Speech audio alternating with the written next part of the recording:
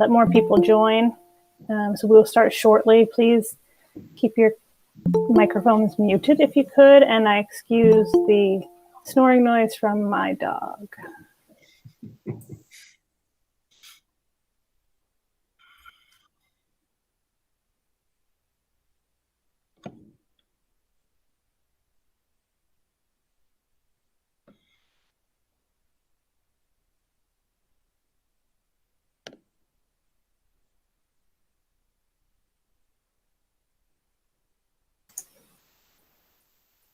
Welcome, everyone.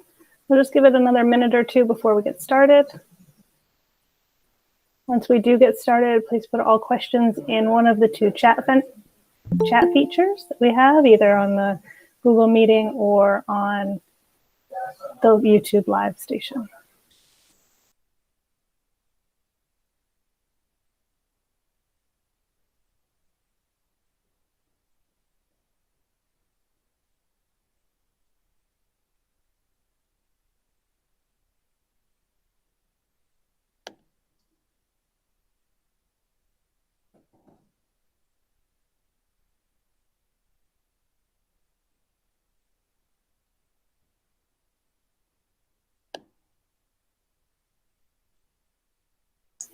All right, thank you everybody for joining us. We appreciate you joining us for our second of 3 community forums.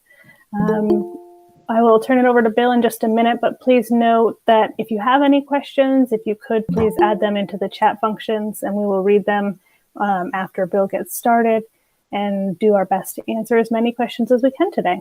So thank you again for joining us, and if you could keep your microphones on mute, that would be very helpful.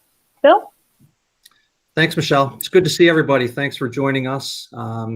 I just want to frame the purpose of the forum and then how the hour will work with us. So we're going to answer further questions to the best of our ability. In answering these questions, we promise a sense of transparency and our best thinking at this moment, given the guidance we've received to date from the Department of Health, the State Education Department, and the Governor's Office in regards to opening of schools. It's also important to recognize this information is ever evolving and could change within the hour, within the day, and with the coming weeks before we get to our opening date of September 10th. We continue to receive questions via our community feedback form located on our website. We've done our best to provide a timely response with relevant information at this time. We'll begin with questions that have been submitted recently and have not yet been answered. Some questions we still don't have answers to. We're trying to have answers to those questions as soon as possible with the applicable guidance and once we've made internal determinations. We'll then move to live questions using the chat feature. As Michelle said, please start submitting your questions at this time. That way we can keep the hour moving. Any questions that we don't get to or were not answered within this hour will be addressed within our FAQ document. Before I begin, I'd like our viewers to know that we recognize these are really stressful times for all of us. We're putting one foot in front of the other, one day at a time, while being very aware of the need to shift our paths based on feedback and emerging guidance. And to take that metaphor a bit further, we're also putting our best foot forward in planning, adjusting, planning some more, adjusting again, as guidance and feedback is received. Please trust that we're doing our very best to put programming and protocols in place that continue to advance our educational opportunities for our students, while at the same time protecting the safety of our students, our faculty and staff, and our community. We thank you for your patience and support. We recognize the burden that this reopening plan has placed on families. We are following the governor's guidance and the guidance put forth by the State Education Department, but we are also completely aware of the burden that it has placed on families, and we're sorry for that. We're in this together, and we'll get through this together. Before we begin the question and answer session, I'd like to formally have our administrators who are on introduce themselves and our board members, starting with Chris, please.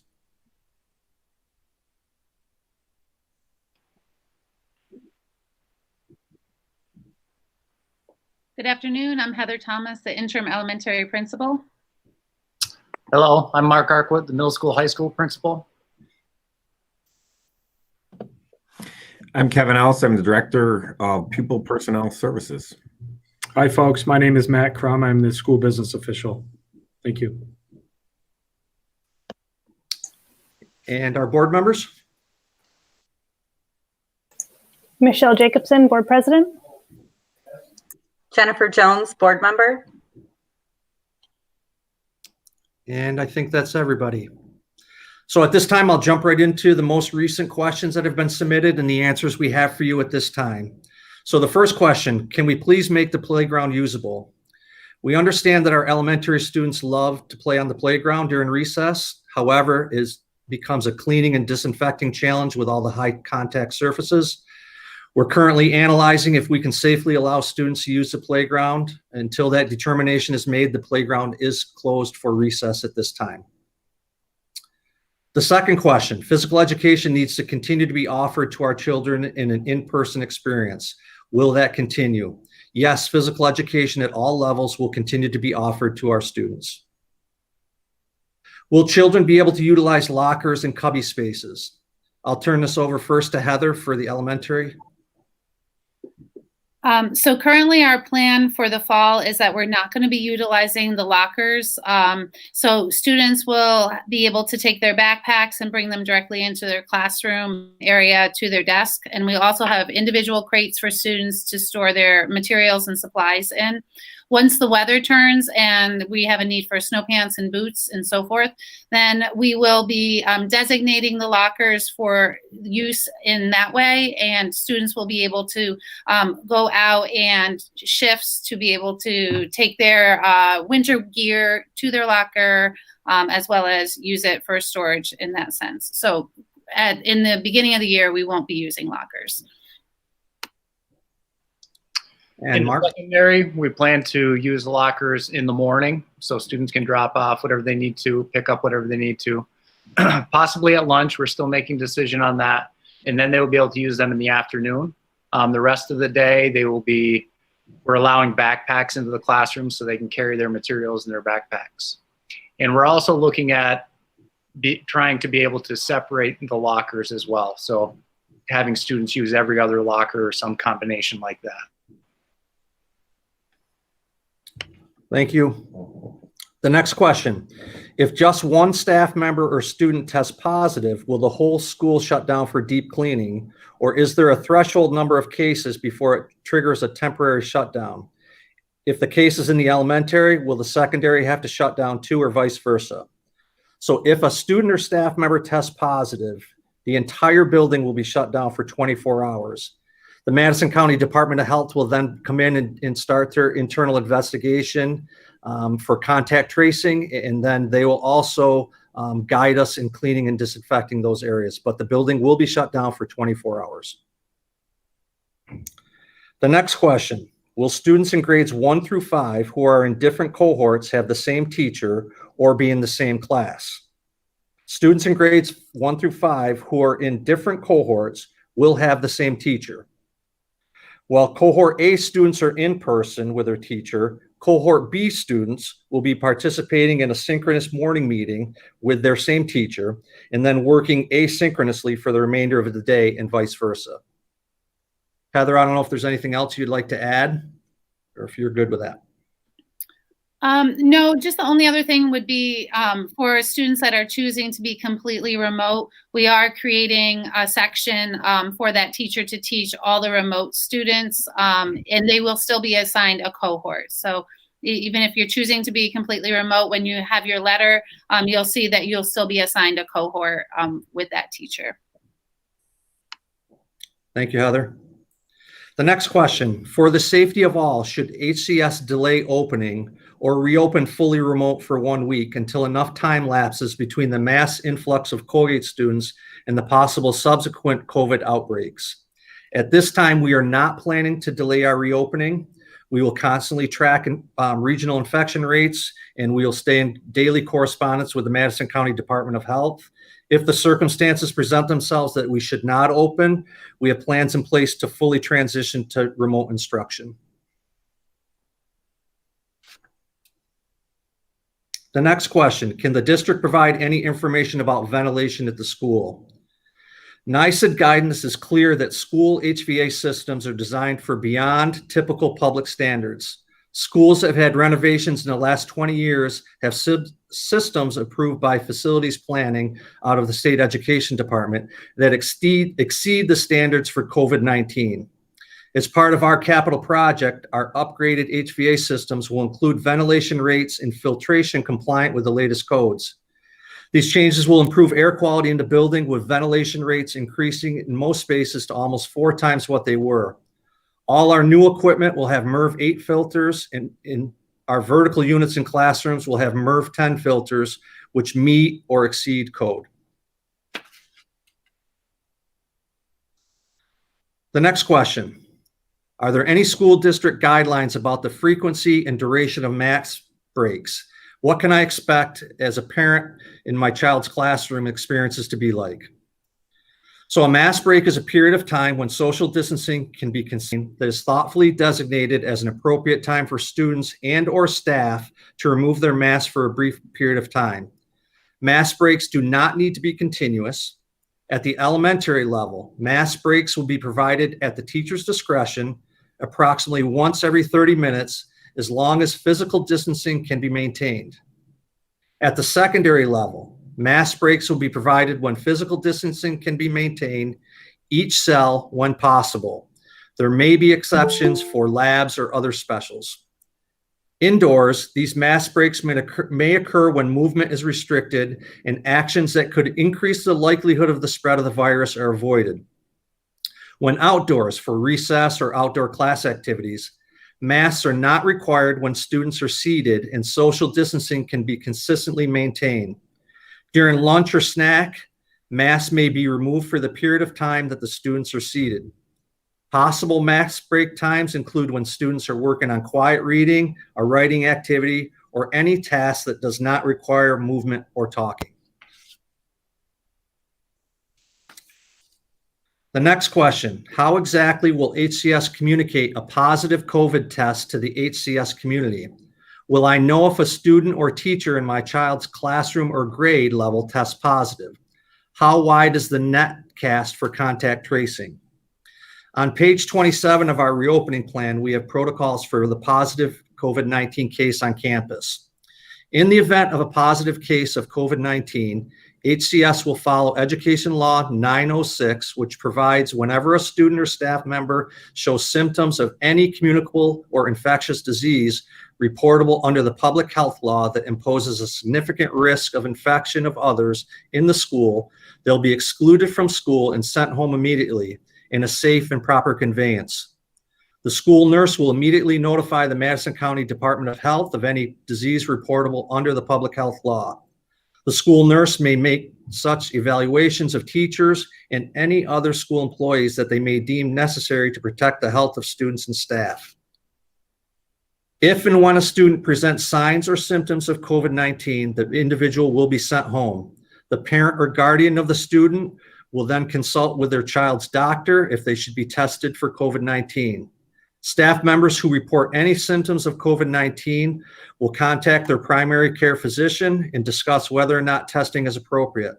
If the family does not have a doctor or the doctor is unavailable, individuals should call the Upstate University Hospital's COVID-19 triage line.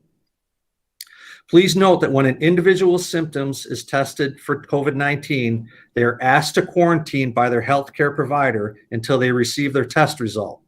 If the test comes back negative, they're notified by their healthcare provider and no longer need to quarantine and may return to school after symptoms have resolved, unless the individual was placed into quarantine due to an exposure to a positive case. In this instance, the individual will complete the full quarantine period regardless of a negative test result. If the test comes back positive, they are notified by their healthcare provider, and the Madison County Department of Health will contact them for a case investigation. The individual will then be issued an order for isolation for a minimum of 10 days from symptom onset. The health department will conduct daily follow-up and release individuals from isolation when they feel it's appropriate. In regards to contact tracing, the Madison County Health Department will be responsible for all contact tracing as they would any positive case of COVID-19 within Madison County. They will work closely with the school district and family to identify all close contacts, those who came within 6 feet of the positive case for at least 10 minutes. Those individuals will be notified and issued quarantine orders. They will receive daily follow-up from the Madison County Department of Health staff to monitor symptoms and ensure compliance. The Madison County Health Department will provide the school district with guidance related to cleaning and disinfecting, as well as additional testing of students and staff. School buildings of the positive case will be shut down for at least 24 hours for cleaning and disinfecting, and so that their contact tracing investigation can be done. The next question: will devices for remote learning be supplied by the school for all children, or just children who need or request them? Remote learning devices will be supplied by the district for every one of our students, and we ask that all of our students use the school supplied devices. They'll be equipped with apps, software, webcam, and microphone to complete any and all assignments. This will also help for security reasons. Chris, I don't know if there's anything else you'd like to add in regards to that.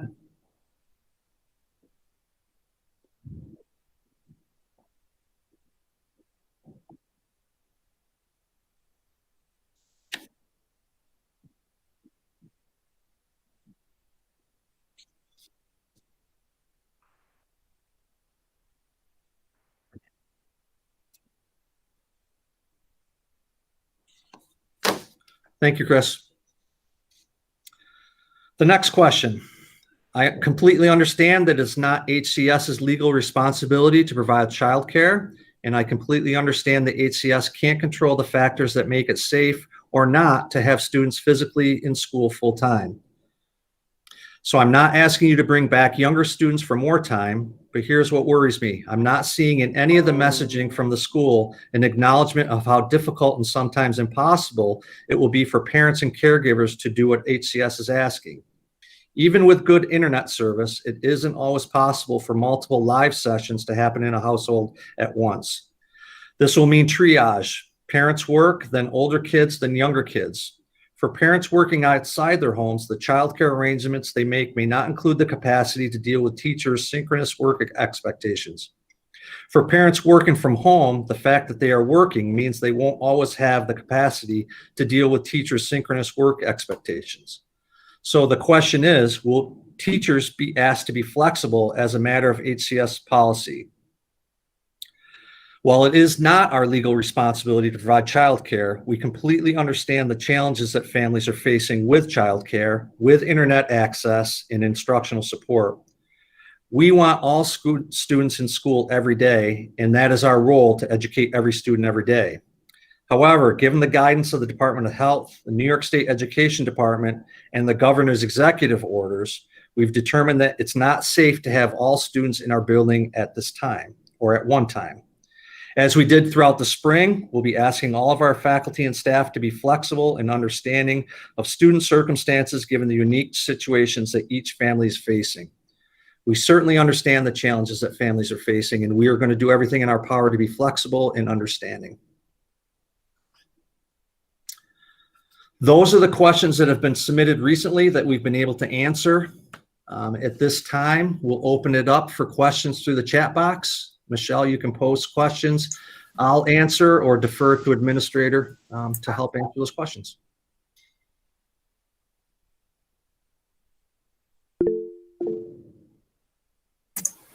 All right, I have a question here. When should parents with kids who are remote choose to, sorry, let me process this because I read it wrong. Should parents with kids who are remote choose to later allow their children to go in person? How would it work? So yes, that is, we are allowing fluid decisions to be made. We understand that circumstances are going to change for each family. They would reach out to the appropriate building principal and let them know their intentions. And then the proper adjustments with scheduling and cohorting would be made at that time.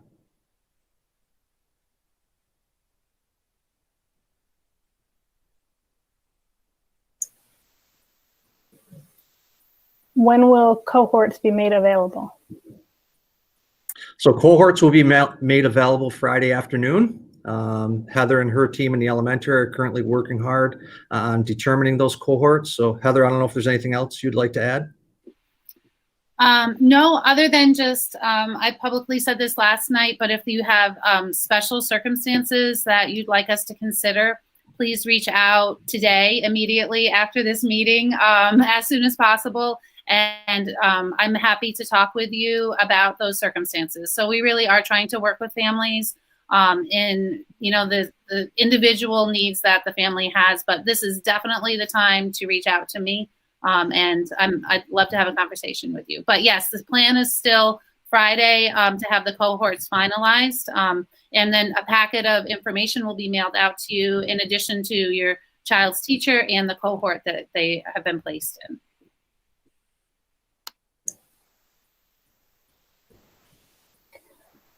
Can you share about how many families are choosing to stay entirely remote?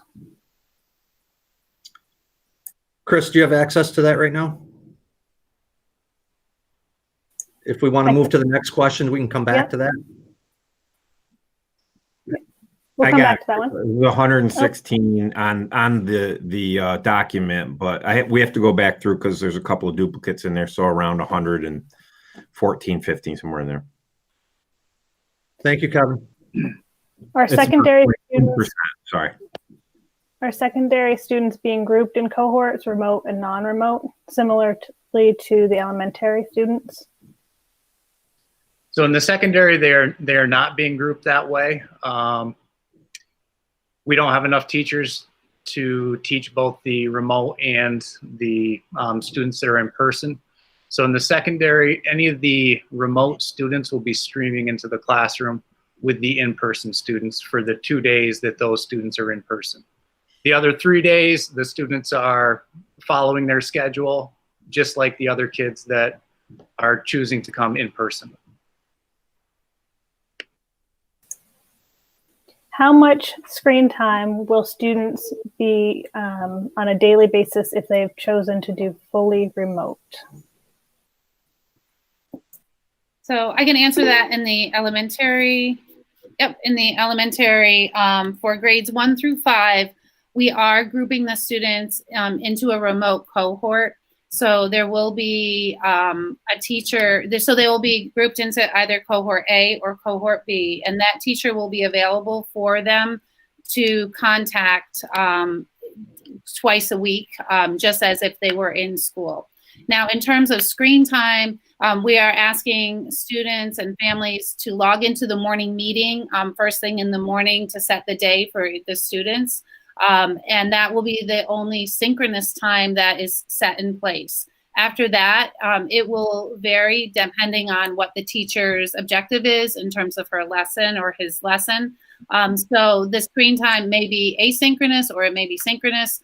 In addition to some very traditional school activities, so remote students will have access to manipulatives and other supplies that they would need just as if they were in school, in addition to literature and books and more traditional types of materials. In the secondary, the day that all the students are online, so for example, if it was a middle school student, they would be in person Thursday, Friday, all online Monday, Tuesday. On those days, it would be 2.5 to 3 hours for both the students that have chosen in person and the fully remote students. On Thursday, Friday, when the other students are in person and we're following the straight 9 schedule, it does equate to a little bit more time. So on average, it would be 4.5 hours of synchronous classes with the students, potentially more depending on the student's schedule. If they have more classes, then obviously they're going to be logging into those classes as well. But for the 2 days that some of the students are in person and the other students are the remote students are streaming into the class, it's approximately 4.5 hours on average. And I'm going to just jump back in because I see there's a question about specifically about kindergarten. So the kindergarten program is a little bit different because, and pre-K programs are different because it's an AM and a PM. And their schedule, their hybrid schedule, will be 4 days a week in person with the 1 day remote. So teachers will be planning for remote contact on that Wednesday, but there may be some other activities that involve screen time on the Monday, Tuesday, Thursday, and Friday as well. If elementary kids have and families have grouped childcare for times outside of HCS, will that be considered for the cohorts? So again, I would recommend that you reach out to me. I'm assuming, there's lots of different reasons that parents need particular cohorts or different times in terms of the AM, PM. So if you have those needs, please reach out to me and share that with me, and I can definitely do the best that I can to take that into consideration. Chris, back to technology question. We're saying that, sorry, I lost the question. We're saying that we want all students to work on a school machine. Does that mean that we do not want students on their personal laptops for their schoolwork?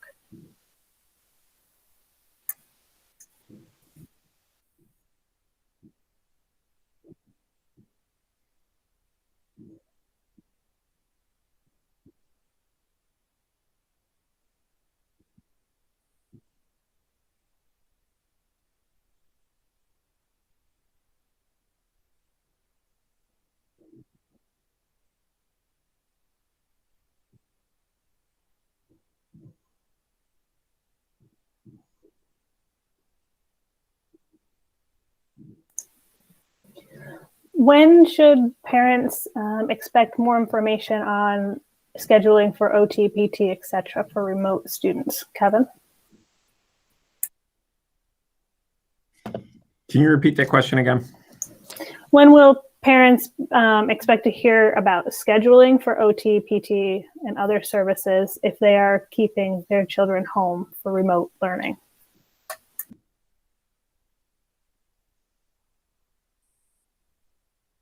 You're muted, Kevin. You're muted. Sorry. We're putting together those lists currently. All families that choose to do remote learning will have services remotely with our service providers. We just have to figure out the schedules for when those will take place for those students that are remote. I have a question about absenteeism. If somebody stays home due to illness but logs on through the Google Classroom and joins in, will that student be considered absent?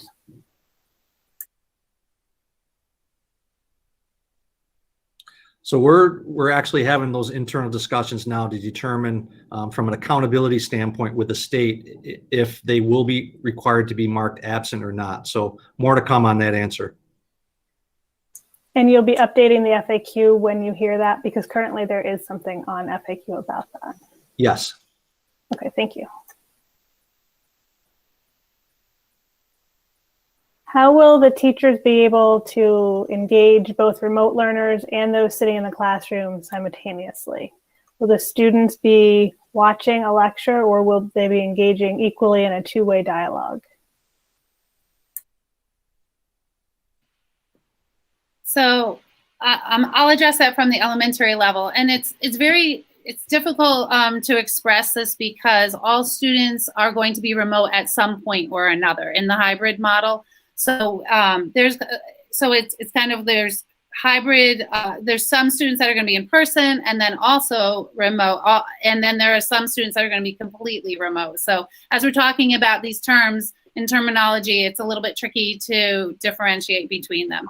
So I'll step through a typical day for a student that is involved in a hybrid model, and then I'll talk a little bit more about the fully remote student. So in a hybrid model, if I was assigned to cohort A, I would come to school on Monday. On Tuesday, I would then log into a morning meeting, and that's going to be in real time with the other classmates and my teacher. So that would be the only synchronous time that is kind of set.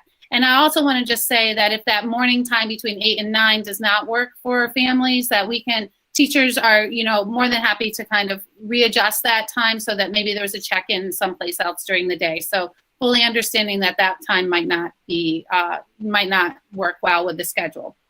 So at that point on Tuesday, if I'm working from home, I will have 2 different academic blocks that I engage in. And this is outlined on page 14 of our plan. So if you want to take a look at that, there is a schedule that shows this a little bit better. So those academic blocks may be synchronous or they may be asynchronous. We are looking at purchasing some materials for writing and readers workshop, which involves some mini lessons that will be asynchronous. So students can watch them whenever works with their schedule. They can watch them again. And it's a kind of like a flipped classroom model. And then on Wednesday, I will be remote again, as will all of the students in my class. And so the teacher again on Wednesday will log into the morning meeting. We'll set the day and the expectations again for those 2 academic blocks during the day. On Wednesdays, teachers may say, they may set up small group lessons. So I may be assigned with some other students for a 9 o'clock small group lesson for writing. And she may say, also join me for a 1 o'clock mini lesson for math. Those also can be recorded so that teachers or students can watch them at other times. Then again, it's back to Thursday, and I'm an A student, so I'm back in school on Thursday. And then I am remote again on Friday, where I would have joined for the morning meeting and then have my 2 academic blocks in the afternoon. Now, that's kind of what a hybrid schedule would look like. If I'm fully remote, I will still have a cohort. So my teacher will have a cohort of all remote students. So the only thing that would change in the fully remote model would be that instead of coming to school with my cohort in person, I will have a remote cohort that I will be meeting with the teacher throughout the day. That also, we're really leaving that open to being, the morning meeting will be the synchronous activity. And then throughout the day, it may be a combination of asynchronous or synchronous times. And really leaving that open depending on the students in that remote cohort. If most students can meet at 9 o'clock, then she may offer an in-person synchronous mini lesson of some sort, or design a schedule that will best meet the needs of those students. So I hope that kind of clears things up. I know it is difficult to envision like a fully remote, and then understanding that all students at some point in time will be in a remote learning environment. Mark, can you also answer that question as well? The person was going for a secondary answer as well. Right, yeah, I could see that in the questions. So I agree that, yes, we do have amazing teachers, but I'm not going to sugarcoat this. This is going to be a challenge. It is going to be a huge challenge in the secondary to have both in-person students in front of you as a teacher and to be engaging with the fully remote students and having students in a satellite room as well. So we're not blind to those challenges. We are looking at ways to enhance this experience. The Emerald Foundation has stepped up in a big way once again with providing some funding for mics, so teachers will have microphones to try to make so that the students are able to hear the teacher. As far as the equally and two-way dialogue, we do not believe that the students will be engaging with each other, the students that are in person and the students that are fully remote. The classroom space needs to be a safe space for the students to make mistakes. And with this new dynamic of having students stream in, we kind of run into a situation where we aren't sure always who is listening on the other side, and students may not feel safe in that space. So as far as the camera goes, it's going to be facing the teacher or the board, wherever they're lecturing. If it is group activities, we can move the cameras around and then possibly work with individual students. But there are challenges. We're trying to work together to find solutions for a lot of those challenges. And I'm sure that as the first couple weeks go, there are going to be many things that we learn that work and that don't work. So we're going to have to make adjustments as we go. Thank you. Will students get temperature checked before they get on the bus or once they get to school? So we are layering our safety protocols as far as temperature checks. We're asking parents to do temperature checking before they allow their student to either get on the bus or come to school. We are then temperature checking before any student enters the building. Colgate has been gracious enough to provide thermometers for our families, so we will be distributing them, and we'll be distributing Chris is working on a solution for families to do a COVID screening, if you will, before students come to school. So we're layering our safety protocols for temperature screening. So, Thank you. Mhm. For elementary students and then for secondary as well, when will the recorded lessons assignments be made available to the students on the day that they are home for remote learning? So I'll start with the elementary. So we, some of our feedback from the survey indicated a need for a weekly schedule. So the intent is to develop a schedule in terms of assignments and expectations for the week that will be available on Mondays. And then in terms of the recorded, I'm thinking like the synchronous lessons. Chris, I don't know, can you talk a little bit about that? If a teacher were to record a mini lesson in her class, how that works.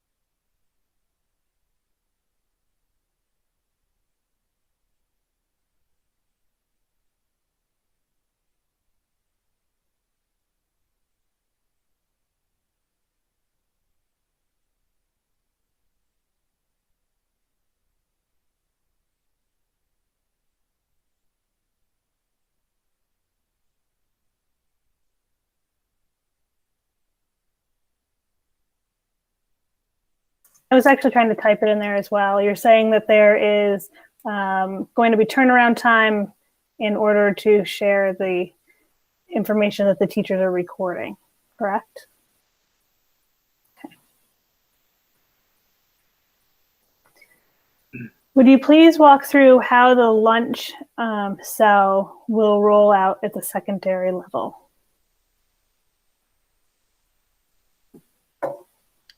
So currently the plan is to, students will get a bag lunch, and we're going to be utilizing the high school gym and the cafeteria for spacing. On nice days, we'll try to move outside as much as we can as well. Secondary level. Yeah, so the gymnasium is going to be have desks in it throughout, so hopefully we'll be able to fit everyone in there and possibly utilize.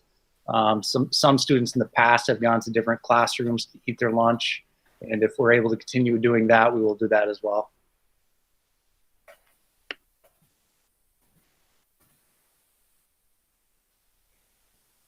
Are the COVID testing requirements and daily screenings for the faculty and staff? Yes, so every faculty and staff member will be required to fill out a COVID questionnaire before they come to school. We have a solution in place that they will do that electronically. As far as testing, if they become symptomatic, then we will test through the Madison County Department of Health and their primary care provider. Will a fully remote elementary student still be able to participate in specials such as art and music?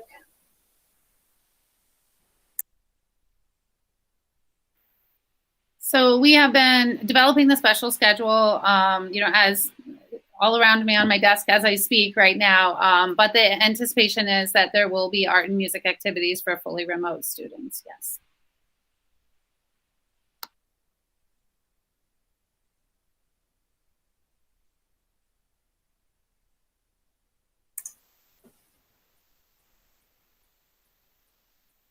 What is the vision of what will happen at recess, since we're saying that the playground will not be used?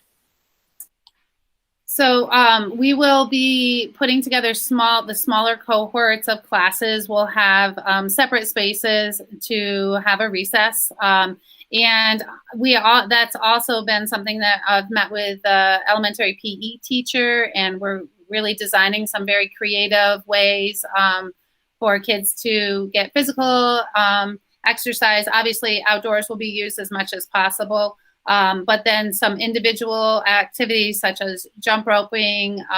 We also are looking at some different things with using pedometers and tracking some steps, and then making some stations outside that are throughout the back part of the property for students to engage in at recess.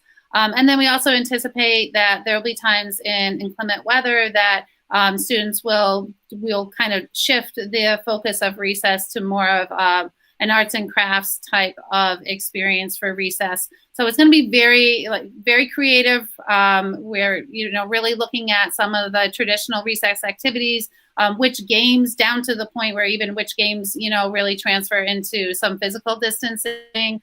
And which ones don't. So it will be much more supervised and probably more structured than students have had in the past. But general answer is, smaller groups of students spaced out further across the property around the school. And to continue on that, who will be monitoring these recess activities? Everybody will be monitoring. So if, that's a huge concern, is just because we're going to be having smaller groups, we're going to need more supervision. So we are looking at schedules and lots of different variations. So I don't have a real good answer specifically to that, other than it will be obviously increased supervision from what we have had in the past. So.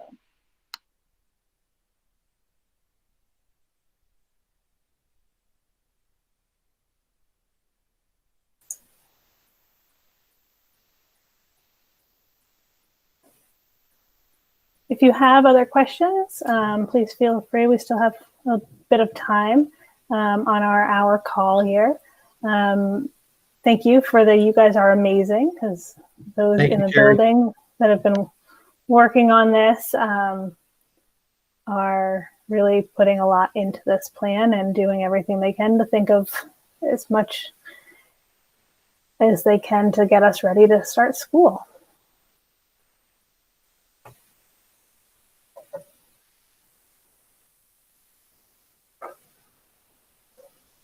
Can we clarify something that we've said about remote learners having a dedicated online teacher?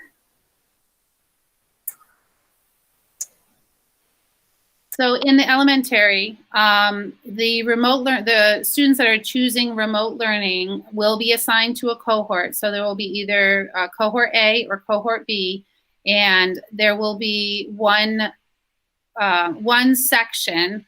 So it's kind of tricky to think about, but if we're looking at, let's say each grade level has 4 sections. So there's 2 teachers in each grade level.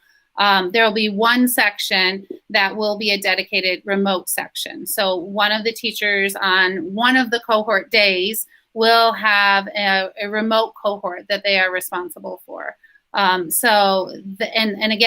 the expectation is a synchronous morning meeting at that point in time.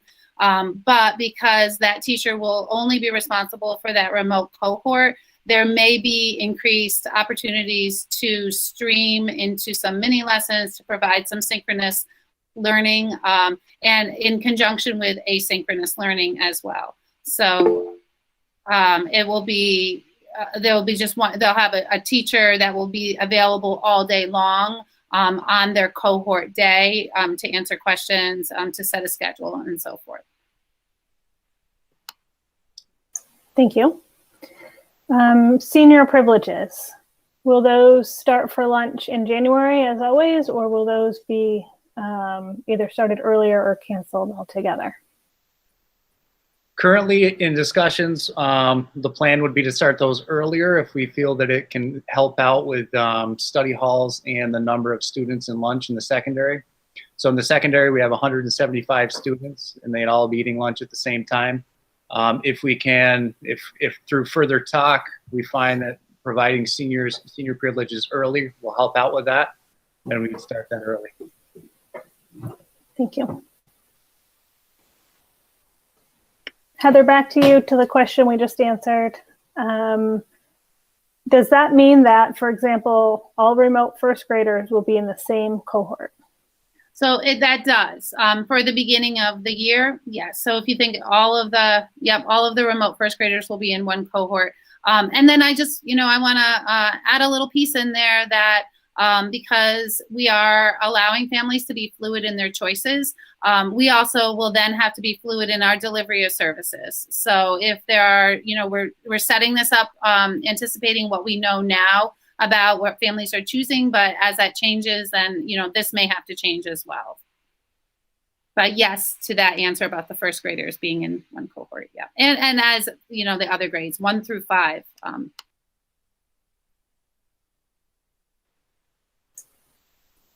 We've got just over 10 more minutes together. If there are other questions, this would be a great time. Please use the chat functions in either window. And if not, we could wrap up early if there are no other questions to be asked. Remember, we do have another one of these sessions this evening starting at 6 as well. I'm just going to let a few minutes go by to see if anybody else has anything to type in.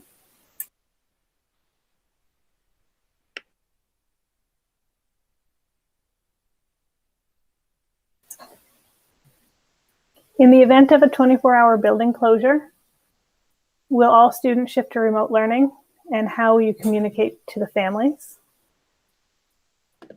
So yes, all of our students will revert to a remote learning option. We'll use all of our communication mechanisms, texting, our website, our robocall, to inform families that we are shut down, similar to what we do for a snow day. But we would communicate that the building would be closed and everybody would be remotely learning. If one teacher is only responsible for remote, what happens to their in-person students that day? So on that particular day, they will not have in-person students. So they will have one cohort of remote students. So they won't be assigned a cohort of in-person students. For the completely remote students, but then in terms of the fact that all students will eventually be remote if they're choosing the hybrid. So if you're looking at that model, I know it's just so confusing. It confuses myself. But so if I'm an A student and I'm in person, and then on the B days, again, if I'm home remote, then I will join the morning meeting, and I'll have the asynchronous and synchronous activities while this teacher is teaching the other group. I know that's super confusing. But Michelle, can you ask that question of me one more time, and let me just clarify myself. So let me make sure I'm being as clear as I can. If one teacher is only responsible for remote students, for the remote cohorts, what will happen to their in-person students that day? So you've got 2 teachers per grade, and you've got cohort A and cohort B, plus all of the students that are choosing to stay home. Right. So, okay. So again, if you're in a hybrid model, then if I'm student A, on a B day, I would be logging into my morning meeting, asynchronous and synchronous activities. If I am completely remote, then I will still have a cohort assigned to me, and I'll be meeting with my teacher throughout the day on that particular cohort day. And then also, just like everybody else, I will be having asynchronous and synchronous activities on the day that I am not assigned to, as well as joining in on the morning meeting. Thank you. Hopefully I'm clear there. Can you describe what kindergarten will look like in person? Hold on, Something just moved on me. Can you describe what kindergarten will look like in person and completely remote? Kindergarten is not addressed as much in the reopening plan, so that's where this question is coming from.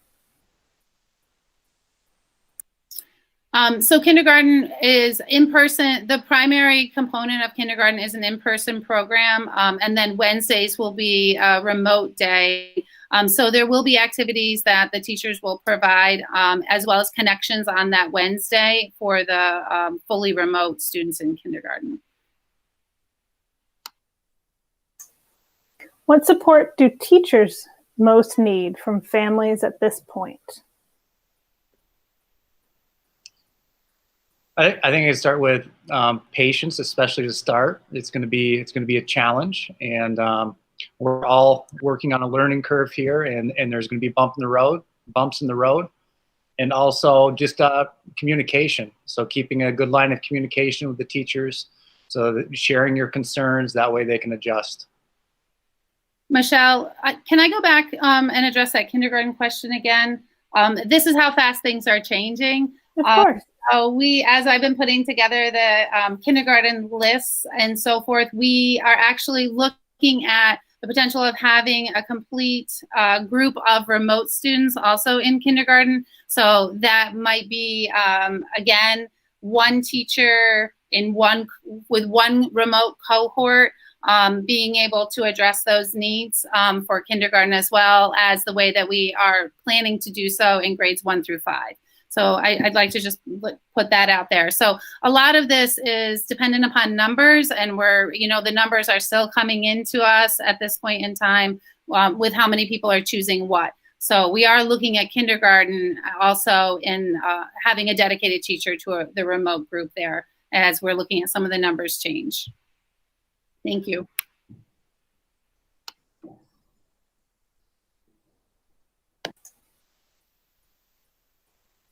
Other questions? If so, please feel free to add them in the chat function.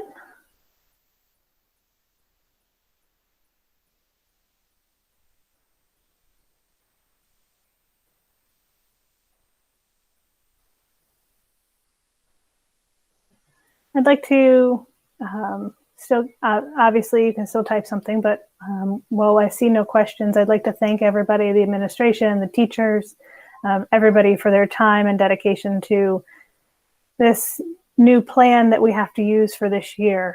I know it's been challenging with new challenges arising every day and every probably minute for you guys in the school.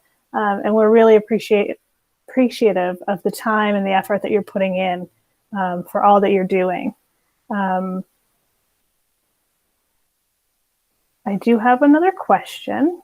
How can parents support teachers? We did kind of answer that with Mark, but I'll let you go again, Mark, for that. Sure. So just patience to start, and open communication. That communication piece is going to be really important, just as it was in with between parents and teachers as we all adjust to this new environment. As I mentioned before, there is going to be a learning curve. So working with the teachers to try to make the best environment we can in this situation. So I'd also like to address that. I think 2 different ways. One is communication. So even as I'm talking about remote and cohort A and cohort B, my mind is still, trying to process all the changes that happen. So if you have questions, individual questions, I would really encourage you to call the office. The number is 824-6330, and just reach out to me individually, and I'm happy to answer questions and kind of talk it through, especially with your individual children. So then I can give you a better idea of this is exactly what the schedule will look like for you. So as we leave here and you still have lingering questions, please call, or you can feel free to email, reach out to me. It's hthomas@hamiltoncentral.org. So that's the first thing. The second thing is that after our last community forum, I had so many people reach out and say, I'd love to volunteer. How can I help? So if you're in that, if you have a desire to do that, I would love to hear from you. I have a bulletin board with names, And that is just so supportive. And, I would love to be able to pass on as teachers are setting up their classrooms in new ways and just have different needs than we've ever had before. If you have an interest in volunteering, please, reach out and do that as well. And lots of And to answer that question about parent support for teachers comes from a teacher and a parent. Parents can help by encouraging their students to ask for help also. Don't be afraid to ask for help with curriculum or teaching needs. We can't help if we don't know what our kids need. So please, that's from a teacher, so please make sure that you're asking. Please remember that we have an opportunity again at 6 o'clock tonight. The questions were different today than they were last night, slightly. So feel free to join on if you have the time to join us again this evening. And we really appreciate you taking the time out of the middle of your day to be a part of this, to make sure that you are putting your best foot forward for your children for when things get kicked off in September. To the administration, thank you very much. And Bill, I'll let you close it out further from there. Thank you, Michelle. I would just like to thank everybody for joining in and for the questions. They're helpful. It helps us to clarify what our thinking is at this time and based on the ever-changing world that we're living in right now. And I'd just like to frame what our next 2 weeks will look like. We're going to continue to meet internally to put all of these puzzle pieces together. Now that we have parent intents, we'll be able to announce our cohorts and teacher assignments. Our secondary schedules will be forthcoming. We'll continue to look at the gaps in the delivery of both our remote and in-person models, our supervision levels, our transportation, our arrival and dismissal protocols, our meal service to our families, to make sure that everything's prepared for our reopening. We have a lot of work to do, but trust that we're working diligently and we are making progress. Thank you for your patience. Thank you for understanding. Your positive support during these times of high emotion means a lot to us. It makes our work a little bit easier. I want to thank our administrators. I want to thank our teachers, our staff, everybody involved in our learning community. We're going to do the best we can with this. And there are going to be bumps in the road, but together we'll get through this. Please communicate. We'll continue to communicate and we'll continue to make this the best we can. So thank you for joining us today. If you have further questions, please submit them to our question and answer form or join us tonight at 6 o'clock and enjoy the rest of your day. So thank you, everybody.